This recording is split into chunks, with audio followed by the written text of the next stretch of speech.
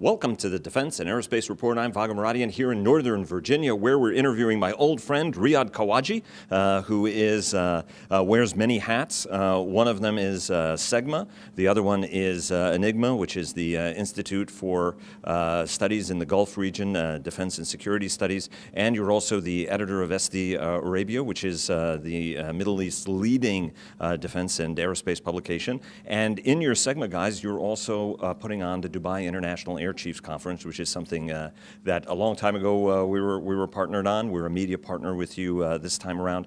Talk to every year you try to pick the most topical conference, or I should say every other year to coincide with the Dubai Air Show. The conference is going to be on November 11. What are going to be the top issues that, Riad, you hope that all the air chiefs that are going to be there are going to be discussing? Well, Vago, thank you for this interview. I mean, this is a real pleasure to reconnect with you again.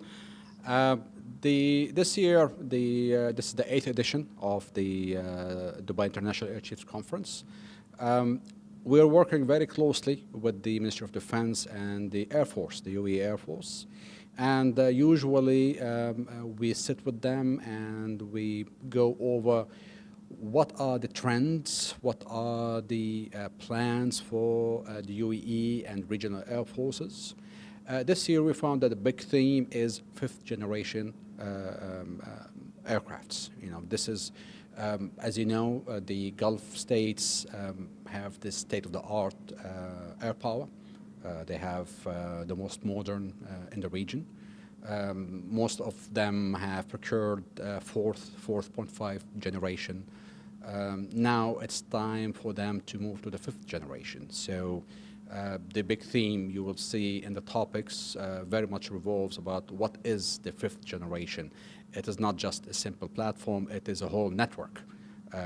So we're going from the net send to the communication to the links, so to the whole operational issues that will is needed to see a full transformation within an air force from the 4th generation to the 5th generation. So this is what going to be the theme for this year. And Lockheed, obviously, maker of the Joint Strike Fighter, the F-35, is going to be a very prominent sponsor among many that are going to be there. What are some of the luminaries that are going to be there, right? Sevi Wilson, who is the Vice Chief of the U.S. Air Force. Who are some of the other folks who are going to be speaking at the conference? We have the new NAVSAT commander.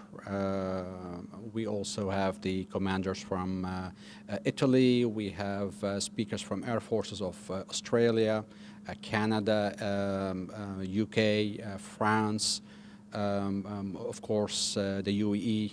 We have the commander and the deputy commander of the Air Force. Both of them will be speaking. And as usual, the conference will be opened by the representative of Sheikh Mohammed bin Rashid, the Prime Minister and the Vice President of the UAE. He will be represented as usual by Sheikh Ahmed bin Saeed Al Maktoum. Yeah. And Admiral Aquilino, who was the Navy strategy chief, is now the new NAVCENT commander out there.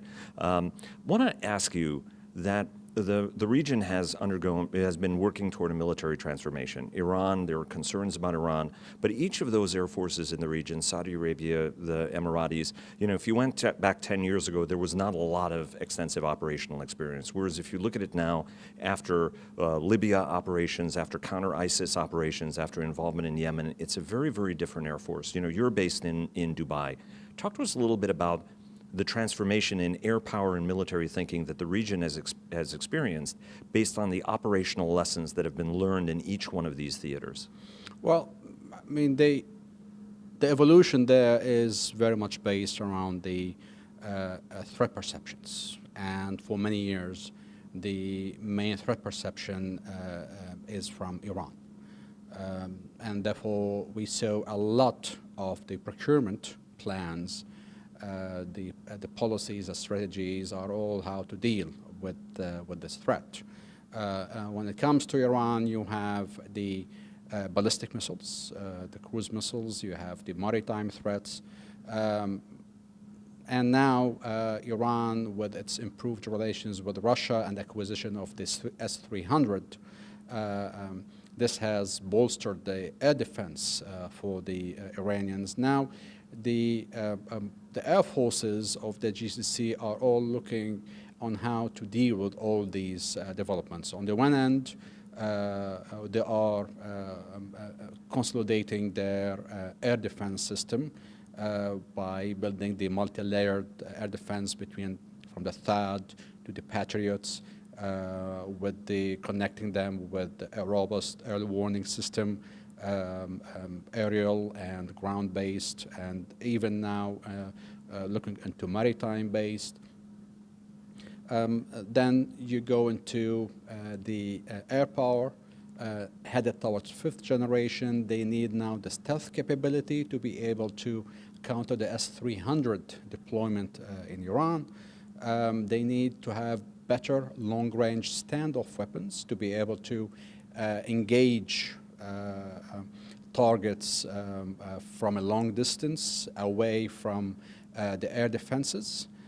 Also to deal with the cruise missiles. Iran is investing heavily in building surface-to-surface cruise missiles. In addition to this, the maritime threats, with Iran today having a formidable asymmetric capability, with hundreds, if not thousands, of small surface boats armed with torpedoes, cruise missiles, capability to deploy sea mines. So all these are the major factors that are driving the evolution and the procurement programs in the air forces of the GCC. What are some of the operational lessons, though? Because, when you do the extensive nature of operations, for example, in Yemen or even against ISIS that the nations participated in, how is that changing how they approach, how they use air power in a much more expeditionary fashion, which if you went back, 10 years ago, you wouldn't have imagined that the UAE would be doing sort of sustained operations at a distance? Now we see that the GCC states have learned how to work within coalitions. So they developed their own coalition. They have mastered the way of planning, implementing, and post-operational assessments. They have now the whole cycle of setting the targets, identifying the targets, planning how to engage these targets, then going after them, then afterwards assessing how it happened, the results, what they should do better. I think they've noticed that a lot of the threats that they have encountered, for example, in the counterinsurgency, like the war in Yemen, it's been a big arena for learning a lot of lessons for these air forces. Going after the Houthis with their ability to utilize the topography, the landscape, the mountainous areas with the caves and so forth, being able to dig in, use some anti-tank guided missiles to obstruct operations on the ground, with aircrafts having difficulty pinpointing these targets in the caves, going after them, trying to find which is the best weapon to deal with them. There's been a lot of back and forth between these air forces and the manufacturers, the defense companies, on what is the best ordnance. Do they today need better ordnance to deal with them? What sort of ordnance do they need to deal with such threats? It's easy to hit a big exposed target, but it's very difficult to hit small targets, especially in areas that have a lot of caves and hideouts and so forth. So this is one of the operational lessons they have learned. And I'm sure they're looking now at what new capabilities their adversaries are acquiring, whether it's Iran or whether it's these groups, non-state actors, that are almost all of them affiliated with Iran, that bring to the fight, and whether they have the right tools to deal with it. And that search for greater precision in targeting, Is that partly in response to international criticism that some of the strikes have been imprecise, for example, in Yemen, certainly, but elsewhere? Is that driving the governments to seek greater precision, greater intelligence and surveillance to do more pinpoint strikes? Of course, I mean, always any Air Force, we have to remember the Air Forces in the Gulf, all the pilots have been trained by the US and Europeans, so they all apply the Western doctrine in warfare, which take in consideration a great deal, sparing any civilian targets, reducing collateral damage, and so forth. So that is implanted in the heads of all the pilots and the command over there.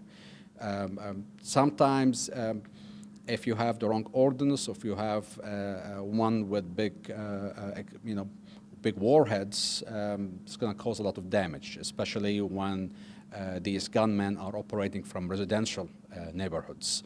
When they have their arms depots in residential neighborhoods, you're going to have this collateral damage. In a war, you will always have a collateral damage. This is something inescapable. They realize that. They are working very hard on reducing this. And of course, getting a better precision weapons with smaller warheads, with the right weapon for the proper target. This is being a good on their list of priorities over there. Let me ask you two more questions. Question one is on Iran. The U.S. administration, President Trump, has said that the administration has said that Iran is abiding by the nuclear agreement, but is looking to decertify it, asking Congress to come up with new sanctions against the Iranians. The Iranians have said we're going to stick with the deal, and so have a lot of America's allies in negotiating the deal.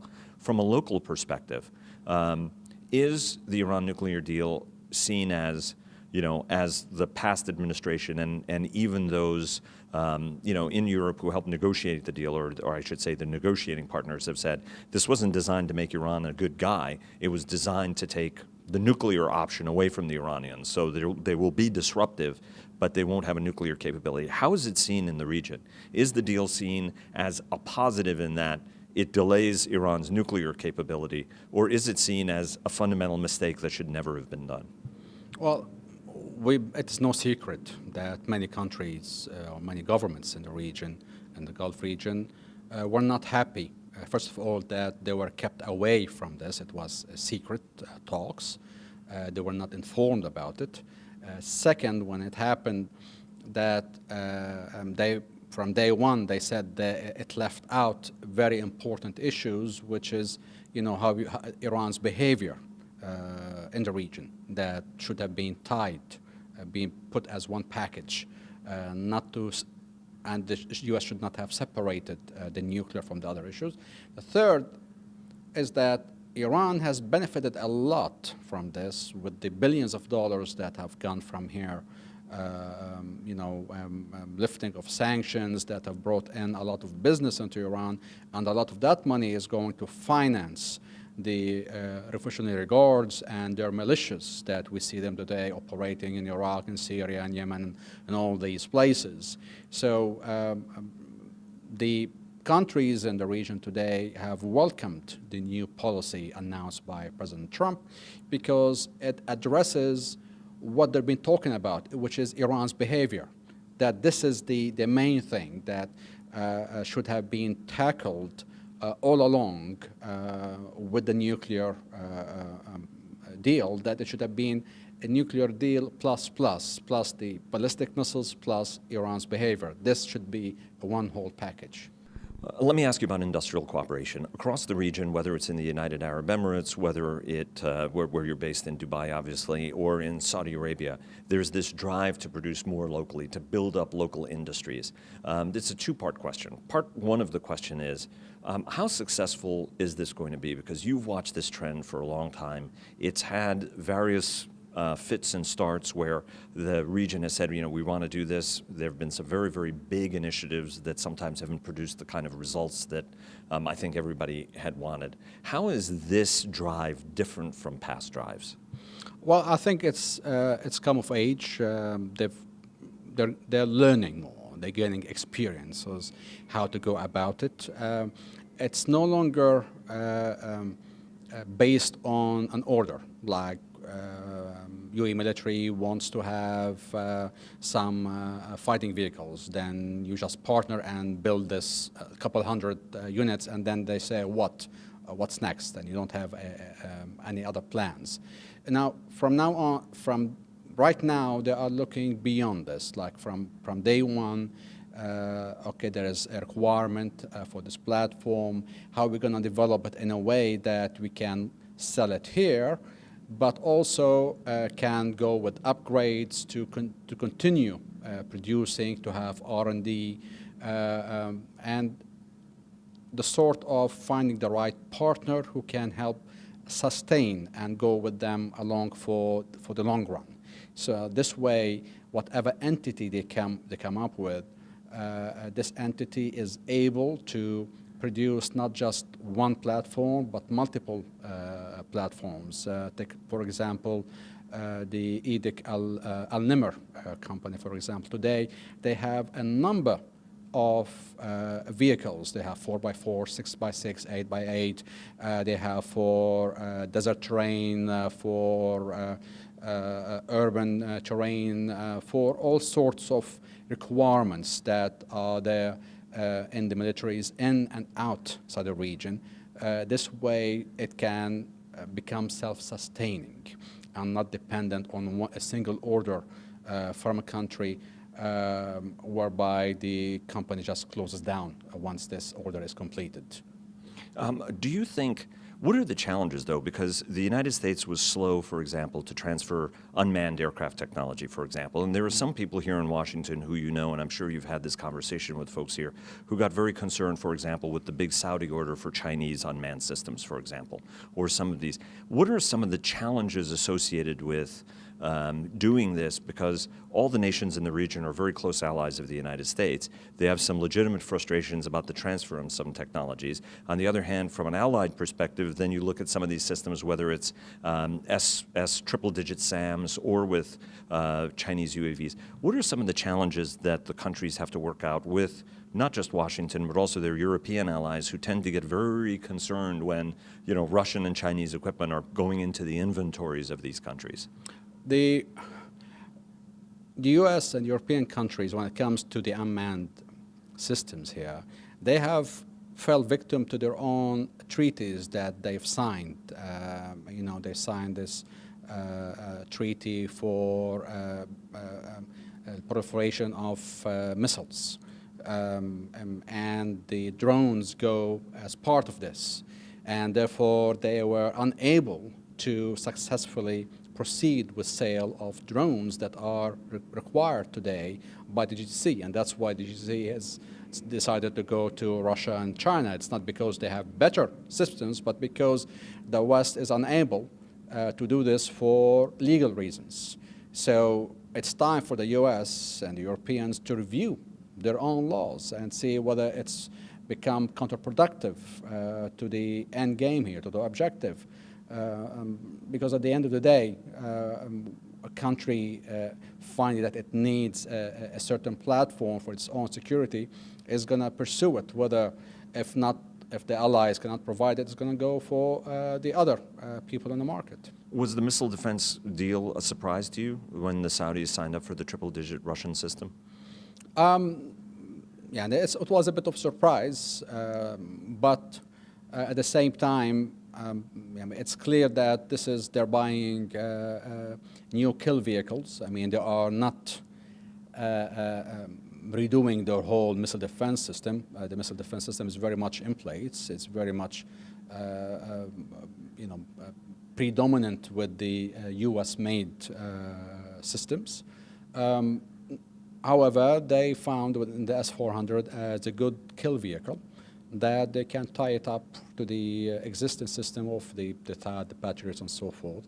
At the same time, they let the Russians believe that they do have a good ally amongst the Arabs, and they should not be tying all their ropes to the Iranians. That the Gulf countries are a good ally as well. Last question on money. There's always a question when oil prices get low, and on a sustained basis they have been low, and that's led to a cash crunch in the region, and that's presented some challenges. How is that manifesting, or is that manifesting at all in the military modernization plans of any of the countries? Of course, the drop in the oil prices has had its impact on the programs, and especially at the time of war, where you have it's become more attritionous on the budget of these countries. That's why we see today a big move by the GCC states towards creating new industries to keep the country's economy in a good shape, to diversify the economy, to have a sustained flow of cash. Also, we see today a better work in terms of OPEC keeping the oil prices at a certain scale, so they will not go through this issue again. It's always lessons learned and how to do things better for the future. Nevertheless, these countries do have a lot of reserves. They have a lot of sovereign funds, very wealthy sovereign funds. So we saw them able to sustain, and they proved to be quite resilient, despite the severe cash crunch they had faced. And DIAC, how many people are, you're always trying to outdo yourself. How many people will be at this year's DIAC conference, do you think? We have 450 chairs. There's going to be 450 people, definitely. I mean, we're going to most likely have many people standing, we expect a full house. Riad Kahwaji of SEGMA, that's putting on the Dubai International Air Chiefs Conference this year on November 11 to coincide with the Dubai Air Show, of the Enigma think tank and the editor of SD Arabia. Thanks very much, and we're looking forward to seeing you at DIAC. Thank you very much. Good to see you too.